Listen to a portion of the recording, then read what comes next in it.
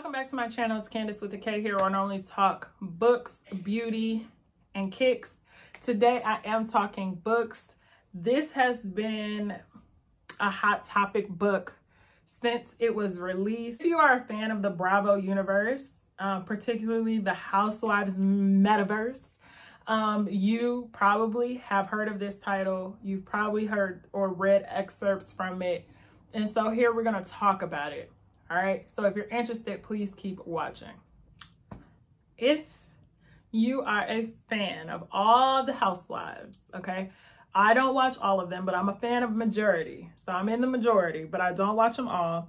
I wanted to read the inside story of the Real Housewives from the people who lived it. And that only was possible by reading Not All Diamonds and Rosé by David Quinn. So this book was released late October, and when I tell you it was impossible for me to get a copy from the library. I was not going to buy it because I'm not that invested, but I did want to read it. And so I've been waiting patiently from the library. I was finally able to get access to a copy through Libby. For all the people that don't have a library card, this is also PSA. Get your library card, download Libby. You can get free library books, audiobooks, magazines, what have you. There's also Hoopla. There's also Canopy, Overdrive. There's so many apps that are open and available to you to read for free if you have a library card. Get a library card. Back to this. I really wanted to read it, and I finally was given my copy, and I dove right in. So in this book, they don't have all the franchises because I'm assuming at the date of publishing, Salt Lake City wasn't released yet. So they didn't really have the tea to have to sit down with any of those ladies. So the book goes through Orange County, New York, Atlanta, New Jersey, DC, Beverly Hills, Miami, Potomac, and Dallas. Of those franchises, I don't watch them all. So no, I did not read each chapter. Each chapter being dedicated to those franchises. So I kind of skipped OC altogether. I don't watch OC. I skimmed through New York City. Pretty self-explanatory there. We all know Ramona's crazy. We know Sonya's crazy. We know Luann's crazy. So kind of skimmed through that. Got to Atlanta. Atlanta is my comfort TV. I watch Atlanta all the time, on loop, on repeat. Play Atlanta for me and I'm happy, okay? So my whole thing was, it didn't really reveal anything that I did not know about my girls already, because I know it. Like, I super enthusiast here. I know my Atlanta Housewives.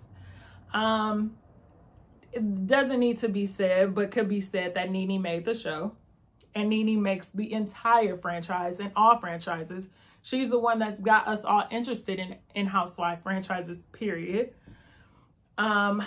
It can be said that we all know that a lot of it is fabricated and for TV, which is revealed in the chapter. So not in the sense that the scenarios are made up or fake, but people understand their roles and they play into it. One of those people being Kenya Moore. Don't like Kenya Moore, me personally. But I also understand what Kenya's purpose is on The Real Housewives of Atlanta. And that is to be the villain. And she steps into that role, and she does it well, because I don't like her. So it lets me know she does it well. And so that's one of the things that comes up in the show. I mean, excuse me, in the book. What I wish is that but I know she probably turned it down quick, was I wish that Nene had participated in the book. So as you read the book, you'll notice that it's all transcript style. It's not in any formatting. It's all just transcripts, which leads me to believe that David Quinn or somebody on his team sat down with these people and they had these conversations.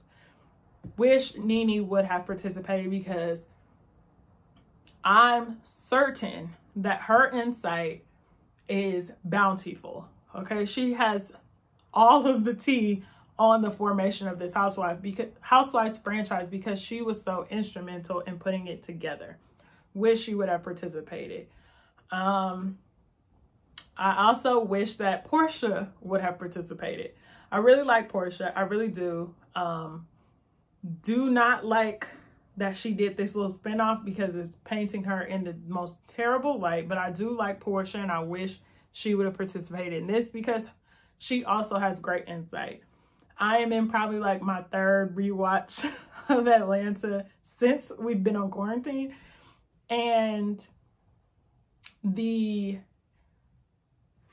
change in Portia's first season to Portia's last season on Atlanta is like crazy, beyond crazy. So the next chapter that I did read was New Jersey. I used to be diehard fan of New Jersey when they first came on the scene with Caroline and Dina, Teresa, just pure chaos, okay?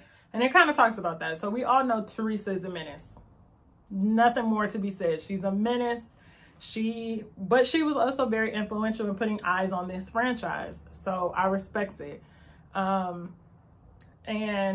it's kind of messed up because New Jersey was kind of like the family franchise as far as, you know, everybody being interconnected, and how that kind of has just dismantled over the years.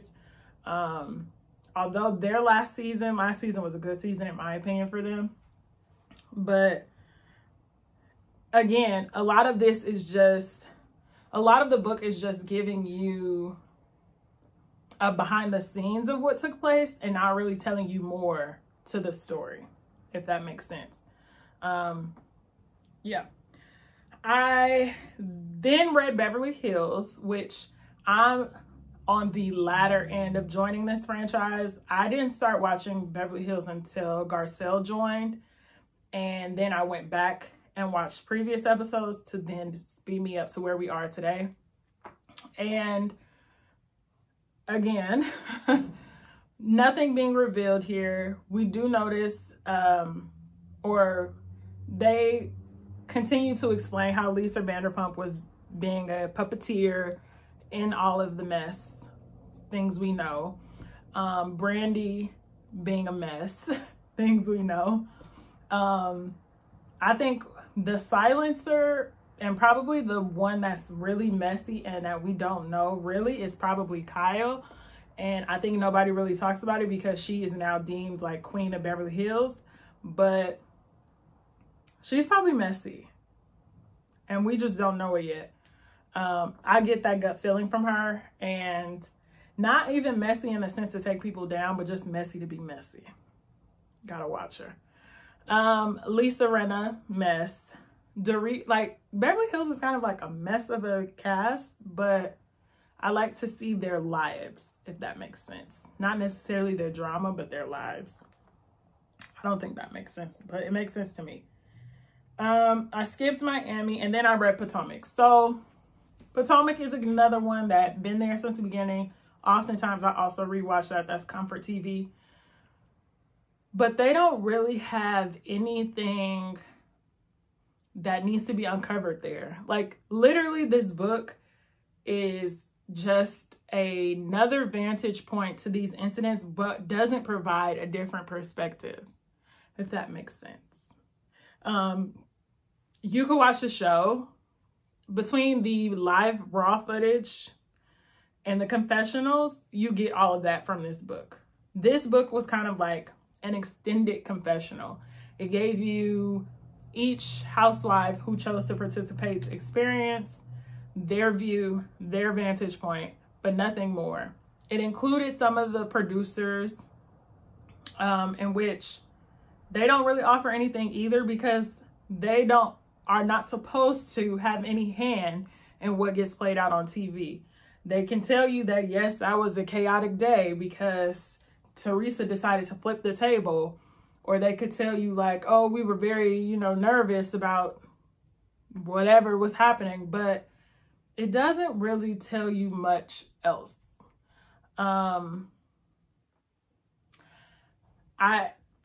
assume that we probably will get another volume or version of this book because, as we know, Housewives are constantly coming out with new seasons. New things are happening, and Salt Lake City girls are not even included in this, which, complete side note, today they decided to fire Jenny Nugan for her comments, and I think that's well deserved, but I also think it's reactive because it was a week or so that we knew about this and Bravo decided to be silent, and they waited until they saw those ratings go down and then they decided to fire her. Side-eyeing you, Bravo. But nonetheless, I don't really recommend you to read this book. You don't have to. That's why I give it a 3 out of 5, because it's interesting to read about your favorite show, but it doesn't really provide anything else or any insight. I think it was a good idea, and had it been a little more structured instead of just transcripted, it probably would have been better, but that's all we got. So thank you so much for watching this long-winded review. Be sure to hit that subscribe button, and I'll see you in my next video.